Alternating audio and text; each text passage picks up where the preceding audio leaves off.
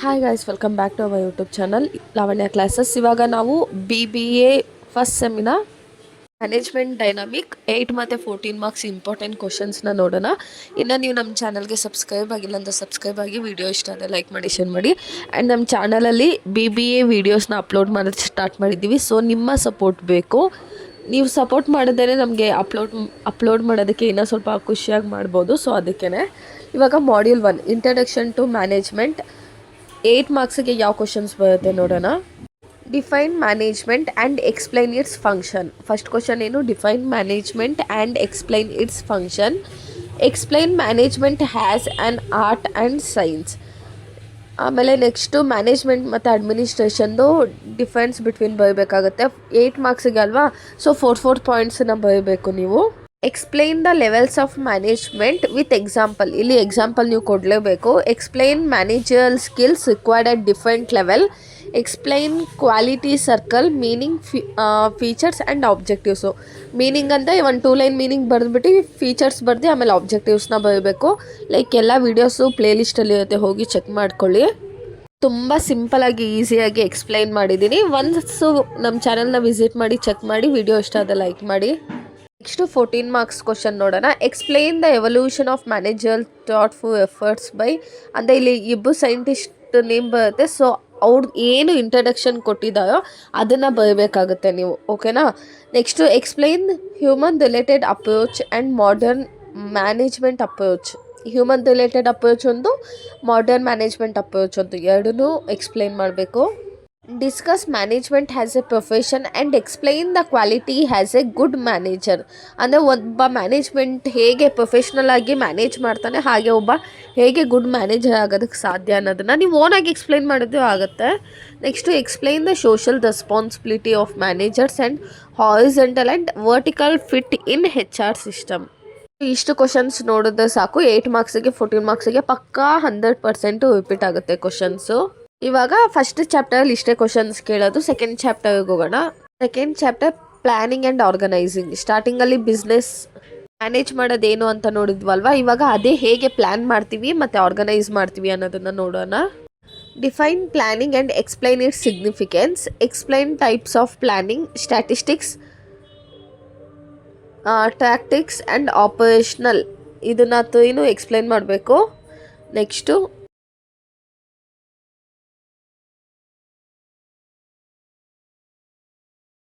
explain management by objectives. Explain steps in rational decision making process. Define organizing and explain its importance. ಓನಾಗಿ explain ಮಾಡೋದು ಆಗುತ್ತೆ ನೀವು. Next 14 marks question ನೋಡೋಣ. Explain the process of planning. ಇಲ್ಲಿ ನೋಡಿ, planning ಅಂದರೆ ಏನು ಕಂಪ್ಲೀಟಾಗಿ ತಿಳ್ಕೊಬೇಡಿ, ಆರ್ಗನೈಸಿಂಗ್ ಅಂತ ಏನು ಅಂತ ತಿಳ್ಕೊಳ್ಳಿ. ಸೊ ಏನು ಕ್ವಶನ್ ಕೇಳಿದ್ರೆ ನೀವು ಇದನ್ನೇ ಬರೀಬೋದು ಅವಾಗ. Explain decision making strategies, factor influencing decision and psychological bias. ಅಂದರೆ ಒಬ್ಬ ಏನೂ ಒಂದು ಭಯ ಇಲ್ಲದೆ ಹೇಗೆ ಡಿಸಿಷನ್ನ ತೊಗೋತಾನೆ, ಕರೆಕ್ಟಾಗಿ ಡಿಸಿಷನ್ ತೊಗೋತಾನೆ ಅನ್ನೋದನ್ನು ನಾವು ನೋಡ್ತೀವಿ. Next explain principle and process of organising. Next explain types of organisational structure, span on control and informal organisation.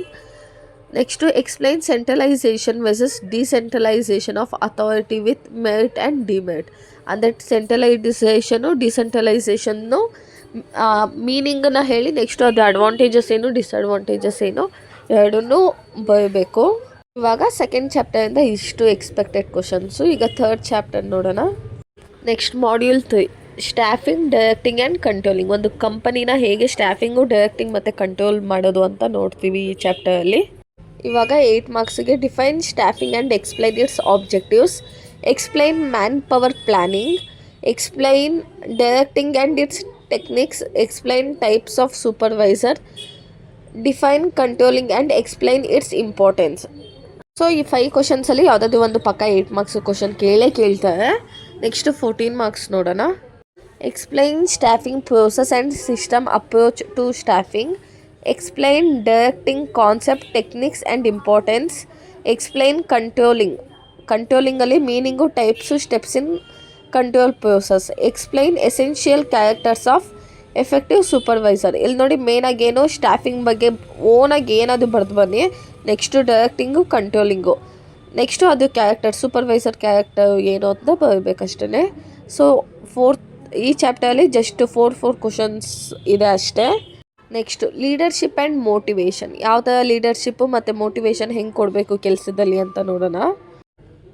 Difference between leadership and management, leadership ಅಂದರೆ ಏನು, ಮ್ಯಾನೇಜ್ಮೆಂಟ್ ಅಂದರೆ ಏನು, ಸೊ ಡಿಫ್ರೆನ್ಸ್ ಇದೆ ಅದಕ್ಕೆ.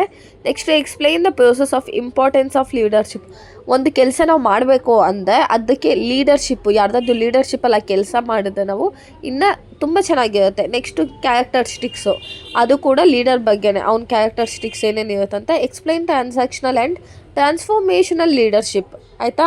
ಇಲ್ಲಿ ಕಂಟಿನ್ಯೂಸ್ ಆಗಿ ಲೀಡರ್ಶಿಪ್ ಬಗ್ಗೆನೇ ಕೇಳ್ತಾನೆ, ಒಂದು ಕ್ವಶನ್ ಪಕ್ಕ ಕೇಳ್ತಾನೆ 8 ಮಾರ್ಕ್ಸಿಗೆ, ಓಕೆನಾ. 8 ಮಾರ್ಕ್ಸಿಗೆ ಕೇಳಿದ್ರೆ 14 ಮಾರ್ಕ್ಸಿಗೆ ಕೇಳಲ್ಲ, 14 ಮಾರ್ಕ್ಸಿಗೆ ಕೇಳಿದ್ರೆ 8 ಮಾರ್ಕ್ಸಿಗೆ ಕೇಳಲ್ಲ. ಈಗ ಎಕ್ಸ್ಪ್ಲೈನ್ ಟ್ರಾನ್ಸಾಕ್ಷನಲ್ ಇದಾಯ್ತಲ್ಲ. Next define motivation and explain its needs, ಏನು ಮೋಟಿವೇಶನ್ ಯಾಕೆ ಬೇಕು ಅನ್ನೋದನ್ನು ನಾವು ಎಕ್ಸ್ಪ್ಲೈನ್ ಮಾಡಬೇಕು. ನೆಕ್ಸ್ಟು ಇದು ಅಷ್ಟೇ, ಲೀಡರ್ಶಿಪ್ ಬಗ್ಗೆ ಫಸ್ಟ್ ಕ್ವಶನ್ ಕೇಳಿದ್ದಾನೆ. ನೆಕ್ಸ್ಟು ಆ್ಯಂಡ್ ಇಟ್ಸ್ ಇಂಪ್ಲಿಮೆಂಟೇಷನ್, ಇಬ್ಬರು ಸೈಂಟಿಸ್ಟು ಏನು ಹೇಳಿದ್ದಾರೆ ಅನ್ನೋದೊಂದು, ಓಕೆ ಇದು ಸೇಮ್ ಕ್ವಶನ್ನೇ ಕೇಳ್ತಾನೆ ನಿಮಗೆ. ಇದರಿಂದ ಬರೀ 2 ಕ್ವಶನ್ ಕೇಳ್ತಾನೆ. ಒಂದು ಲೀಡರ್ಶಿಪ್ಗೆ 8 ಮಾರ್ಕ್ಸ್ ಕೇಳಿದ್ರೆ ಮೋಟಿವೇಶನ್ 14 ಮಾರ್ಕ್ಸಿಗೆ ಕೇಳ್ತಾನೆ, 14 ಮಾರ್ಕ್ಸಿಗೆ ಮೋಟಿವೇಶನ್ ಕೇಳಿದ್ರೆ 8 ಮಾರ್ಕ್ಸಿಗೆ ಲೀಡರ್ಶಿಪ್ ಕೇಳ್ತಾನೆ, ಓಕೆನಾ. ವೈಸ್ ವರ್ಷ ಎರಡರಲ್ಲಿ ಪಕ್ಕಾ ಕ್ವಶನ್ ಕೇಳ್ತಾನೆ. ಸೊ ಲೀಡರ್ಶಿಪ್ ಅಂದರೆ ಏನು, ಒಂದು ಬಿಸ್ನೆಸ್ಸಲ್ಲಿ ಲೀಡರ್ಶಿಪ್ ಅವ್ನು ಏನು ಮಾಡ್ತಾನೆ. ನೆಕ್ಸ್ಟ್ ಒಂದು ಬಿಸ್ನೆಸ್ ಚೆನ್ನಾಗಿ ಹೋಗಬೇಕು, ಅಲ್ಲಿನ ವರ್ಕರ್ಸ್ ಎಲ್ಲ ಚೆನ್ನಾಗಿ ಕೆಲಸ ಮಾಡಬೇಕಂದ್ರೆ ಯಾವ ಥರ ಮೋಟಿವೇಶನ್ ಕೊಡಬೇಕು ಅನ್ನೋದು ಅಷ್ಟೇ. ಇವಾಗ ನೆಕ್ಸ್ಟ್ ಚಾಪ್ಟರ್ ನೋಡೋಣ. Ethics and does and trends in management. ಎಥಿಕ್ಸನ್ನು ಫಾಲೋ ಮಾಡಬೇಕು ಅಂತ, ಕರೆಕ್ಟಾಗಿರಬೇಕು, ನಾವು ಮಾಡೋ ಕೆಲಸ ಪ್ರಾಂಪ್ಟಾಗಿ ಮಾಡಬೇಕು. And recent trends in management. Define ethics in management and explain its importance. ಏನೋ ಎಥಿಕ್ಸ್ದು ಮೀನಿಂಗ್ ಬರೆದ್ಬಿಟ್ಟು ಅದು ಇಂಪಾರ್ಟೆನ್ಸ್ ಎಕ್ಸ್ಪ್ಲೈನ್ ಮಾಡಬೇಕು. ನೆಕ್ಸ್ಟು ಎಥಿಕಲ್ ಡಿಸಿಷನ್ ಮೇಕಿಂಗ್, ಒಂದು ಪ್ರಾಪರಾಗಿ ಯಾವ ಥರ ಡಿಸಿಷನ್ ತೊಗೋಬೇಕು ಅನ್ನೋದೊಂದು. ನೆಕ್ಸ್ಟು ಮ್ಯಾನೇಜರಲ್ ಎಥಿಕ್, ಒಬ್ಬ ಮ್ಯಾನೇಜರ್ ಯಾವ ಥರ ಎಥಿಕ್ಸ್ ಫಾಲೋ ಮಾಡೋದು. Next business process. Next bench ಮಾರ್ಕಿಂಗನ್ನ ಕೇಳ್ತಾನೆ ಡೀಟೇಲಾಗಿ, ಅಂದರೆ ಒಂದು 5 ಪಾಯಿಂಟ್ಸ್ ಅದು ಇನ್ ಡೀಟೇಲಾಗಿ ನೀವು ಎಕ್ಸ್ಪ್ಲೈನ್ ಮಾಡಬೇಕು. ನೆಕ್ಸ್ಟು 14 ಮಾರ್ಕ್ಸಿಗೆ ಬಂದ ನೀವು ethical issues in implementing government norms and organisational policies. Next policy matter decision making, ಅಂದರೆ ಇವ್ನು ಡಿಸಿಷನ್ ಮೇಕಿಂಗಲ್ಲಿ ಎಥಿಕ್ಸನ್ನ ಫಾಲೋ ಮಾಡೋದಿರ್ಬೋದು, ಟೋಟಲ್ ಕ್ವಾಲಿಟಿ ಮ್ಯಾನೇಜ್ಮೆಂಟಲ್ಲಿರ್ಬೋದು.